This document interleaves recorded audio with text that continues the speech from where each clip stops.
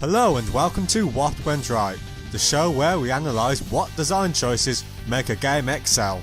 For today's episode, we are going to be looking at Crackdown, which provides a perfect case study with its agility orbs of how to do collectibles in a sandbox game. So, without further ado, let's rock. What went right? Crackdown. Ooh, agility orb. One of the main important things Crackdown does with its collectibles is properly incentivise collecting them. You gain a tangible reward for doing so, with the game giving you agility experience, which increases your jumping ability, allowing you to collect more orbs. And as you will gain experience for every single orb, you gain a small reward each time, which stops the game from falling into an all or nothing trap, where missing even a single collectible means you don't get a reward. But Crackdown actually takes measures to avoid the problem of not being able to find the collectible due to it just being out of sight or with a bad camera angle. The game has a distinct little sound to alert you when an orb is nearby. This really helps with hunting, as it gives you a rough indication of the orb's location but doesn't give its exact position away, still requiring you to explore to find it. Which is better than some more recent games which just stick a bunch of collectibles randomly about the map and put icons on the map so that the player is just arbitrarily following the map, going from point to point. Yes, I am looking at you, Ubisoft. Go to the corner and think about how you are wasting the collectible mechanic. But back to that little sound, it actually has a deeper meaning to it, and to explain that, we need to dive into the world of psychology with Pavlov's dogs.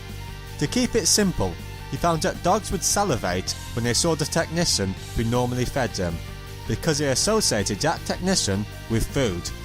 For Crackdown, the sound is that technician, and the food is the experience we get from the agility orb. So technically, we'd be dogs, but let's not dwell on that.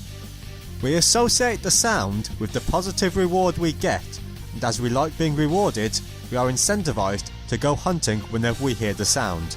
And doing so increases our jumping ability, so we can reach higher places, where other orbs are, where we'll hear the sound, which will incentivize us to get those orbs, and so on, thus creating a positive feedback loop for the act of collecting. However, this kind of positive reinforcement is common in gaming nowadays, what with things like levelling systems being in pretty much every game. So while making sure we want to do the collecting is important, it's not necessarily enough to make the collection system stand on its own. No, there's another far more important and seemingly obvious component that Crackdown achieves. It makes it fun to get around and collect. A key element of the game is super jumping. And while flying is the more popular superpower choice, I don't think many people would turn down super jumping, because, come on, how could that not be fun? And that is still very true in game form. So we've got the traversal part being fun down. But what's more is that the orbs are built around this mechanic, where seeing the orbs and reaching them are two different things.